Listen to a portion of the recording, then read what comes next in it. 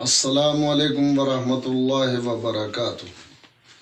اعوذ باللہ من الشیطان اللعین الرجیم، بسم اللہ الرحمن الرحیم۔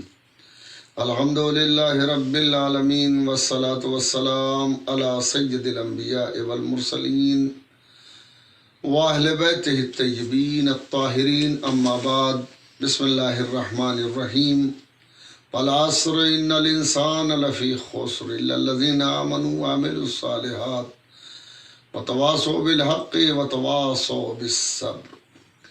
یہ سورہ عصر کے نام سے جانا جاتا ہے اور شروع ہی والعصر سے ہو رہا ہے۔ عصر کے معنی کیا ہے، اس پہ بڑی بحثیں ہیں، مگر علماء نے کا فیصلہ یہ ہے کہ عصر سے مراد وہ وقت عصر ہے جس میں امام حسین علیہ السلام کی شہادت واقع ہوئی۔ امام حسین علیہ السلام کی شہادت بشریت کے لیے بہت بڑا پیغام ہے، انسانیت کے لیے بہت بڑا پیغام ہے، اور کربلا وہ واقعہ ہے، کربلا وہ مقام ہے، کربلا کی قربانی وہ قربانی ہے کہ جس سے اسلام بھی زندہ ہو گیا، قرآن بھی زندہ ہو گیا اور انسانیت بھی زندہ ہو گئی۔ امام حسین علیہ السلام نے روز عاشوراء جو قربانی پیش کی، اس قربانی کی یاد پورے دنیا میں ماہ محرم کی شکل میں منائی جاتی ہے اور منائی جاتے رہنا چاہیے۔ لیکن یہاں پر سوچنے کا مرحلہ یہ ہے کہ جب محرم آ رہا ہے اور محرم ہر سال آتا ہے تو ہمیں اپنے اندر کچھ تبدیلیاں پیدا کر لینا چاہیے تاکہ احساس ہو کہ ہم غم سے دوچار ہیں، امام حسین علیہ السلام کا غم منا رہے ہیں۔ یہ غم ایسا غم ہے جو کبھی ختم ہونے والا نہیں ہے، اور یہ غم بہت دور تک چلنے والا ہے، اور ہر وقت یہ غم طاری رہتا ہے۔ اور اب خاص طور پہ ایام عزا، پہلی محرم آ رہی ہے، پہلی محرم کو ایسا لگتا ہے یہ عزا خانے سج جاتے ہیں، یہ عزا خانے نہیں سجتے، بلکہ ایسا لگتا ہے کہ جیسے مظلوم ابھی بھی استغاثہ بلند کر رہا ہے کہ کون ہے جو میری نصرت کرے، کون ہے جو میری مدد کرے۔ عزاداری کے لیے اپنے آپ کو مہیا کرنا، عزاداری کے لیے خود کو تیار کرنا، عزاداری کے لیے عزا کا سامان مہیا کرنا، یہ تمام چیزیں اس استغاثے کا جواب ہیں جو امام حسین علیہ السلام نے میدان کربلا میں بلند فرمایا تھا۔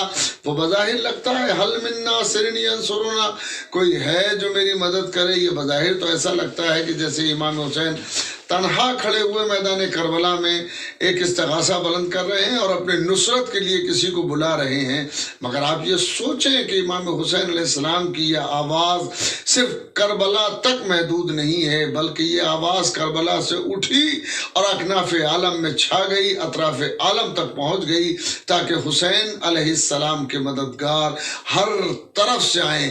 خیمہ گاہ سے جناب علی اصغر تشریف لائے تھے، لیکن یہ آواز کہ حسین علیہ السلام استغاثہ بلند کر رہے ہیں، حل من ناصر ینصرنا، ہے کوئی ہمارا مددگار جو ہماری مدد کرے، حل من معین یعیننا، حل من مغیث یغیثنا، کوئی استغاثہ سننے والا ہے جو ہمارے استغاثے کو سنے۔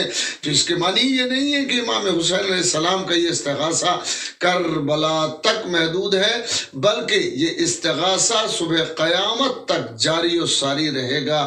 ہم سب کی ذمہ داری ہے کہ حسین علیہ السلام کی آواز پر لبیک کہیں اور خود کو تیار کریں۔ مجلسوں میں جاتے ہوئے کم سے کم اس کا لحاظ رکھنا چاہیے کہ ہم مجلس میں جا رہے ہیں اور یہ مجلس امام حسین علیہ السلام سے متعلق ہے، لہٰذا تمام تر وہ اہتمام کریں کہ جو امام کے سامنے جانے کے لیے اہتمام کیا جا سکتا ہے۔ مثلا ایک چیز ہے جو بہت سوچنے کی ہے، مجلس ازا، اس کے بہت سے نام ہیں، ایک نام اس کا ہے منظر الحسین، یعنی حسین علیہ السلام کو دیکھے جانے کی جگہ، جہاں امام حسین علیہ السلام نظر آ سکے اس جگہ کو مجلس کہتے ہیں۔ جب ہم ایسی جگہ پہ جا رہے ہوں کہ جہاں حسین نظر آ سکیں، جہاں حسین کو دل کی آنکھوں سے دیکھا جا سکے، جہاں حسین کو قلب کی آنکھوں سے دیکھا جا سکے، جہاں حسین علیہ السلام کو بصارت سے کم بصیرت سے زیادہ دیکھا جا سکے، تو ہمیں خود کو مہیا کرنا چاہیے، ہمیں خود کو آمادہ کرنا چاہیے اس شخصیت کے سامنے جانے کے لیے جسے حسین علیہ السلام کہتے ہیں۔ امام حسین علیہ السلام نے دین اسلام کو بچا دیا، حسین علیہ السلام نے انسانیت کو بچا دیا۔ آج مظلومیت کی تاریخ بڑی تاریخ ہے کہ حسین علیہ السلام نے بچوں کو سپاہی بنایا ہے۔ میدان کربلا میں ایک سبق دیا کہ اگر بچہ 6 مہینے کا بھی ہے تو شہادت کے میدان میں لایا جائے، تاکہ ایک شعور بیدار ہو، ایک احساس بیدار ہو کہ زندگی صرف باشعور ہونے کے بعد شروع نہیں ہوتی، بلکہ بچپن ہی سے زندگی شروع ہوتی ہے۔ جناب علی اصغر علیہ السلام کی شہادت یادگار ہے، عالم اسلام کے لیے، عالم انسانیت کے لیے پیغام ہے، بڑی دنیا کے لیے کہ حسین علیہ السلام اپنے ننھے سے بچے کو اپنے ہاتھوں پر لے کے آئے اور اسلام کی خاطر وہ بچہ قربان ہو گیا۔ شہادت علی اصغر کی مہر ہے اس پر، شہادت علی اصغر کی مہر ہے اس پر۔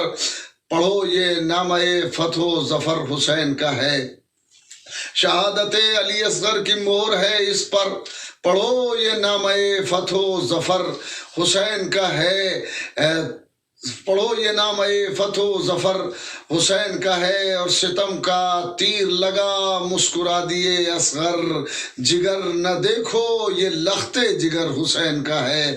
ستم کا تیر لگا مسکرا دیے اصغر، جگر نہ دیکھو یہ لخت جگر حسین کا ہے۔ پھر آخر میں ایک پیغام، وہی پیغام ہم پھر دہراتے ہیں کہ عزاداری کرتے ہوئے ہمیں اس بات کا احساس رہنا چاہیے کہ ہم مجلس اعزا میں نہیں جا رہے ہیں، جلوس اعزا نہیں نکال رہے ہیں، بلکہ امام حسین علیہ السلام یہاں شریک ہیں۔ حسین علیہ السلام ہمیں بھلے دکھائی نہ دیں، اس لیے کہ حسین بصارت سے کم بصیرت سے زیادہ دکھائی دیتے ہیں۔ حسین کو چشم بینا سے بھی دیکھنا چاہیے اور دل کی آنکھوں سے بھی دیکھنا چاہیے، کہیں ایسا نہ ہو کہ ہم سے کوئی ایسا عمل سرزد ہو جائے یا ہم ایسا عمل انجام دے دیں جس سے فاطمہ زہرا سلام اللہ علیہا کا لال ناراض ہو جائے۔ مجالس اعزا چاہے وہ کسی کے گھر ہو رہی ہوں، کسی عزا خانے میں ہو رہی ہوں، آپ کو جانا چاہیے۔ اختلافات اگر اس سے ہیں تو اختلافات اپنی حد تک ہوا کرتے ہیں، عزاداری سے کوئی اختلاف نہیں ہوتا۔ آپ مجلس میں جائیے، مجلس امام حسین علیہ السلام کی ہے۔ اختلاف ہو سکتا ہے کہ آپ کا مجلس میں آنا جانا ہی اختلاف کی دیوار کو گرا دے۔ حسین اس شخصیت کا نام ہے جو کل بھی پیغام تھے اور آج بھی پیغام ہیں اور قیامت تک پیغام رہیں گے۔ حسین علیہ السلام کی عزاداری حسینیت ہے، یہ حسینیت قیامت تک باقی رہے گی اور اس کا محافظ پروردگار ہے۔ والسلام علیکم ورحمۃ اللہ وبرکاتہ۔